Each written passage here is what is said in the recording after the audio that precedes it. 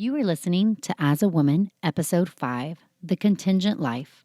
In this episode, I'm asking you if you are currently living a life of contingency. Are you always waiting for the next thing to happen before you feel relief?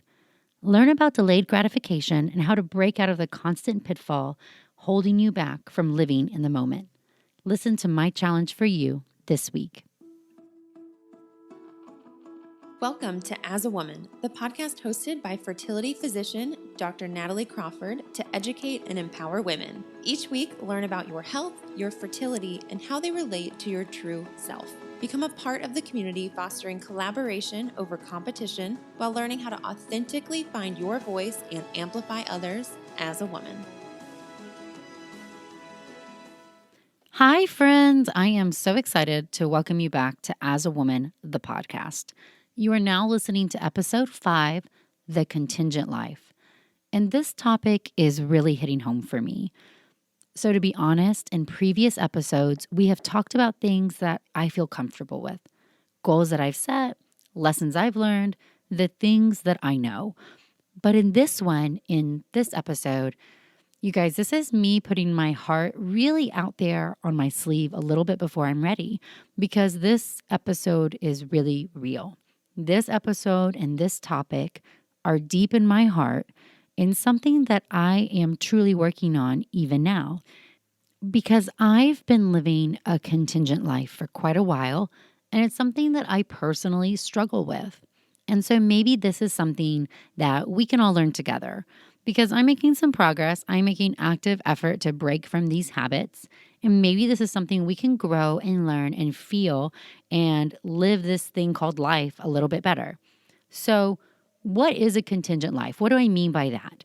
A contingent life is one where you are always waiting for something to happen before you allow yourself to enjoy, to relax, to breathe, to feel relief, to feel happiness, or just to be you. I'm a huge believer that many people feel this way, especially professional women or women chasing a dream. Because part of that dream, part of that goal setting is learning how to aim high, how to set objectives for how you're going to achieve that dream, and working your butt off. But the reality is sometimes you can get so lost in the day-to-day of working your butt off that you fail to notice the world around you. And there are like 1,000 sayings and quotes in this same principle saying, hey, stop and smell the roses, which sounds really lovely, but what does it really mean to stop and to smell them? Who has time to stop? I mean, not this girl. I am on a one-way train to success and I'm working my butt off. I don't have time for the roses. So we just keep moving. We keep putting more things on our to-do list and we keep working hard. And I am not at all trying to say that hard work or goal setting or dreaming big or having huge aspirations is wrong. It is not, and I love it. I absolutely do think you have to work your butt off in order to get there. And I've had to work my butt off to get to where I am right now. And I still have big dreams and aspirations, and I want more. But for too long and for too many years, I have been living in constant contingency. And this is what I'm really trying to break from myself. And this is what I'm really trying to get you to break from also. I believe in the hard work. I believe in the goal setting, but I really think we need to change our perspective. And I don't know about you, but I know about me. And I am the queen of contingency. And I really do think that as a woman, there's something about this that we do a little bit more than men. We're a little bit worse at living in the moment and a little more long-sighted as far as setting our goals and just waiting for that next thing to happen. And this started really early for me. Like, I'll celebrate after this test, or I'll be happy when I get an A in this class. I'll enjoy myself when I'm done with the MCAT. I will be less stressed about life when I get into medical school. I will start exercising when I rock step 1. I will start eating healthier when my intern year is done. I'll be happy when I have a baby. I will start the blog after fellowship. I'll start the podcast when my work schedule gets easier. On and on and on and on and on. And anyone else feel this way? I mean, have you felt this way about anything? And really, this contingency, it can be anything. It can be if you're struggling with fertility and you're just waiting till you get pregnant to enjoy things. It can be if you're in medical school and you're waiting till you match or till you pass step one. It can apply to all aspects of our life. But for me, I think the easiest time to talk about is going to be starting in medical school, because this was one of my biggest goals and the biggest dreams that I ever had. You guys know that. I wanted to be a doctor. I walked into that anatomy lab on the top floor of Old Red in Galveston, and I felt like I was at home. Here was the culmination of all of this hard work, and suddenly I really had no further plan. I just was like, hey, I'm going to do amazing on my classwork, and I'll do amazing on step one, and I'll match into whatever field I want to, and it'll be great, right? Well, here's a news flash. Medical school is hard. So there's so much material, and I didn't really understand how I needed to study for me or what I needed to do. And I just kept comparing myself to everyone else, and I just kept doing whatever they were doing. Oh, you're studying flashcards? I'll do flashcards. Oh, Post-it notes. Okay, I'll do Post-it notes. Oh, you're highlighting everything in 12 colors. You're writing notes. You're typing notes. You're printing out PowerPoints. You're skipping your class to study. You're going to every class. I was so busy trying to keep up with the study plan that my friends had that my studying was really passive. I couldn't learn the material as fast as I needed to, and it was hard. And I didn't do bad in medical school, but I certainly could have done better. And so it came time for what we call step one. So those of you not in medicine, step one, it's like the SAT on crack. It's like a huge test you take after you're done with all the classroom courses in medical school before you go on to your clinical rotations. And it covers like 2 years of material. There's a ton of pressure, and there's so much anxiety to that test. And residency programs use it to rank you. So if you want to go into a competitive field, you need to do good on this test. And if you do not perform well, it is essentially a huge barrier to matching into a competitive specialty. So I decided I needed to rock step one. And I made a study plan with 2 of my friends, and the 3 of us decided to go through all this material at a certain pace so we could cover everything and be really prepared. And I just stopped doing every other single thing in my whole life, everything during this time. I missed a wedding. I stopped working out. I ate whatever food I wanted to just to stay awake. I put everything on hold. I put my personal life, my body, my health. I put it all on hold. And I kept saying, hey, when step one is over, I'll call that friend. I'll go to lunch. I'll go see my grandparents. I'll exercise. I'll eat healthier. I'll do it all then. I just put it all on hold. But let me tell you this, guys, I was exhausted. I was not myself. I didn't study in the way that I needed to because I was so busy just doing what my friends were doing. I was a third-year medical student when scores came out. So I was on my OBGYN rotation here in Austin, and I remember stepping out of the clinic to get my score, and I cried. I didn't fail the test. There's no reason to cry. I'm being dramatic, but I was dramatic. I sat outside clinic and cried because I did average, and average is fine, but I knew that would be a barrier to whatever I wanted to go into, and I didn't even know what I wanted to go into it. I would have to stand out on other merits.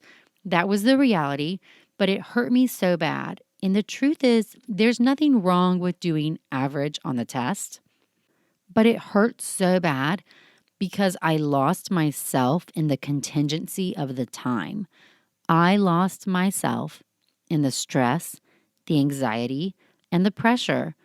I allowed myself to keep waiting, keep putting everything else off, and I allowed myself to make it worse. In hindsight, it was so bad. All of those things, they did me no good. I didn't do any better on the test because I stopped working out or was eating bad or missed all these things.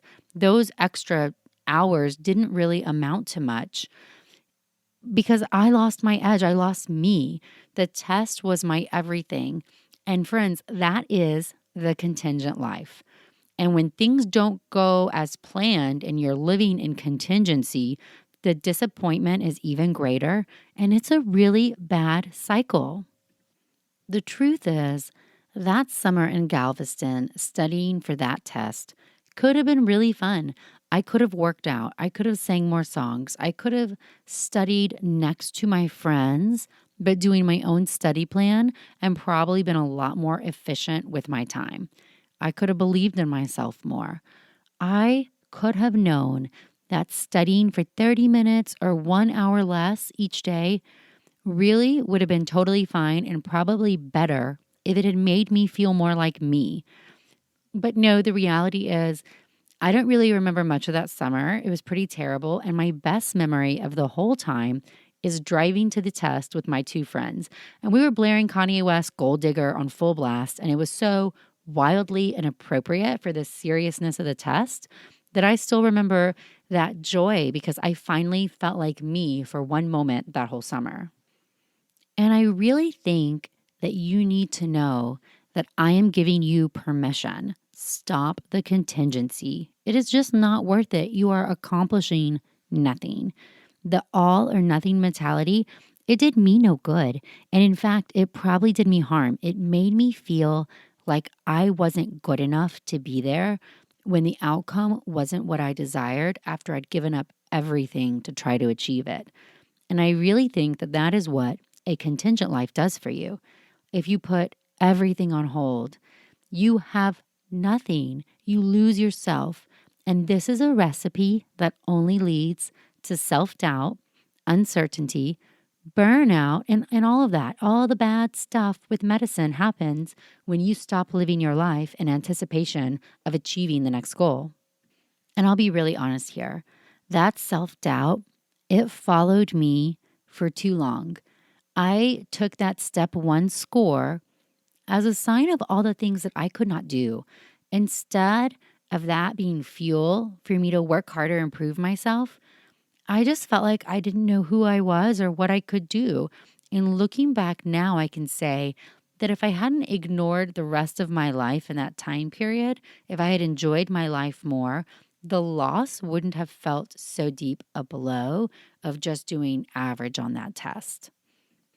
And guys, I'm not trying to make anybody who maybe did less than average feel bad here on any test or on any performance. That's not at all my goal. In no way am I saying that average is bad. So please don't take that message from here. What I'm really telling you is my real life experience. I put so much on the line personally in order to try to achieve something that not achieving what I had set as my goal felt like a huge disappointment. It led me to doubt myself, and it really changed my own thoughts on what I could accomplish, and it was a huge blow to my confidence.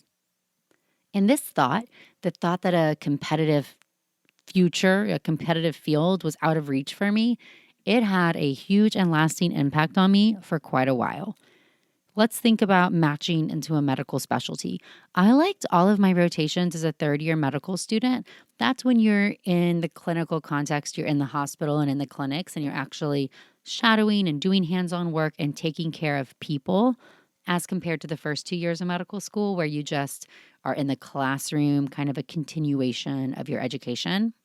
But the truth is that I let my own self-doubt and the expectations or thoughts of others guide me into matching into emergency medicine. I didn't have any great female mentors. I didn't have any confidence in myself. And despite good evaluations, good scores on shelf exams, and knowing that I had good skills, I doubted myself. In hindsight, it's super easy to sit here now at 37 and tell you, well, I should have picked OBGYN. It's an obvious fit for me. I mean, I love women's health. I'm an advocate for women. I loved the rotation as a medical student. I mean, I still remember delivering my first baby. I still remember it. I really believe if you're listening and you are ever in medical school or you're in med school now, you never forget that feeling. I was so afraid I would drop the baby. That's a real fear for everybody who's not in medicine. I had watched, I'd assisted, I had delivered the placenta, and now it was my turn to be the first person to lay hands on this little baby as it entered the world. It is beautiful. And I was nervous and excited, and it was glorious. Birth is a glorious process, and it's truly a privilege to be a part of it. But the thing that really stood out to me on OBGYN was how confident all of the women were. I mean, I'm sure the men were too, but I was not paying attention to them. I was looking at the women around me, and they just exuded this self awareness and this confidence. And they had to be, it's a part of the job. Life hangs in a moment's decision. You have to know what is best, believe in it, grab the scalpel and go. And it terrified me. I wasn't that girl, or I didn't feel like I was that girl at the moment, and I didn't know if I could be that girl. You pair that kind of self-doubt with some mean girl attitude, poor mentorship, and concern over if being a mom could exist within that field, and OBGYN just seemed too far of a reach for me. And so I picked emergency medicine, and I am not here to bash on EM. Friends, no. It is a job, a beautiful, incredible, hard job that takes really an amazing person to do it. Just like OB, you have to make decisions on the spur of the moment. But for some reason, other people told me it was a good fit. This is what I should do. And so I did it. And it really wasn't until residency interviews that I started to feel like I was good enough to fit into that world. Somehow I got my confidence back wearing that black suit and interviewing in front of these amazing people in the field. And I felt like I am a good doctor and I can do this job. I just need a place that's going to train me the best. And I interviewed with all these great programs. I flew all over the country and I matched into my number one choice. So just imagine what it's like starting your intern year and being hit with the realization that it's wrong, just so wrong for you. Because that's how I was in emergency medicine. I was working super hard, crazy hours. I mean, every intern does. But about 3 months in, I just flat out knew, nope, this is not right for me. And I'll talk about this transition more in the future. I've got an episode called Girl Quit Your Job. You can look forward to that one. But let me just say this about that time. It left me in one of the most contingent places that I have ever been. And I just decided to go for it. I was lucky enough to find some mentors in OBGYN who just really believed in me and gave me the confidence to say, hey, if I don't love what I'm doing, none of it's worth it. But starting over, putting your life on hold, I was working my shifts in emergency medicine while trying to interview for the next job. I was just waiting to see if I would match there at Parkland or would I have to move somewhere else? What would that mean for my husband? We put everything on hold. We did nothing until we had that answer. And in hindsight, this contingency of step one that I was talking about led me into a cycle of self-doubt and unworthiness that it put me into a position of matching into the wrong field from the start. I would love to sit here and say that I figured this whole contingent thing out, but I didn't, and I'm just working on figuring it out now. I think the key to not living the contingent life is to set boundaries. So nobody ever told me that, but really let's think about it. I'm not talking about just work or school. This is overall, right? I lived contingently with infertility, with knowing I was going to move, with feeling out of shape or waiting to be healthier or waiting for any achievement to come to light before I would let myself just stop and enjoy the moment. And there's so many things that fit into this category of what we live contingent for. But the contingency cloud, it never leaves. Guys, it just shifts. So once you achieve one goal, your body just instinctually focuses on a new one, and all that contingency gets placed over onto the next goal. Except it just compounds itself because it's been brewing for so long. So once I was in OBGYN, there was something new. And once I got into fellowship, it was when would I be pregnant? And once I was pregnant, it was when would my thesis be done? When I'll pass my oral boards, when I get a job, it is always something. this delayed gratification, waiting to enjoy your life, waiting to breathe, waiting to live, it must end, you guys. It must end. When I talk to younger pre-meds or med students, I always tell them that you must learn to live between the ifs and the whens. And I mean it because life is short. It is tangibly short and beautiful. It is unpredictable and it can change in a single moment that you never see coming. And so you must find a way to find the joy in all the moments in between the crazy and hectic life of trying to achieve big goals. And I know that you can do it. The truth is, sometimes I think it's really hard for us to see to that next stage. And that's because we're surrounded by our peers, people who are just like us with the same struggles, living the same life.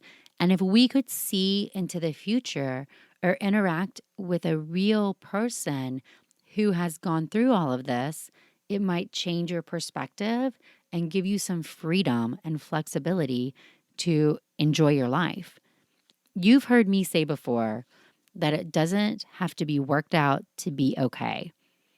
I'm going to say it again because this phrase is so important to me. It doesn't have to be worked out to be okay. And I think that is the exact opposite of a contingent life. I think it's so good, like so good. It doesn't have to be worked out. It is already okay.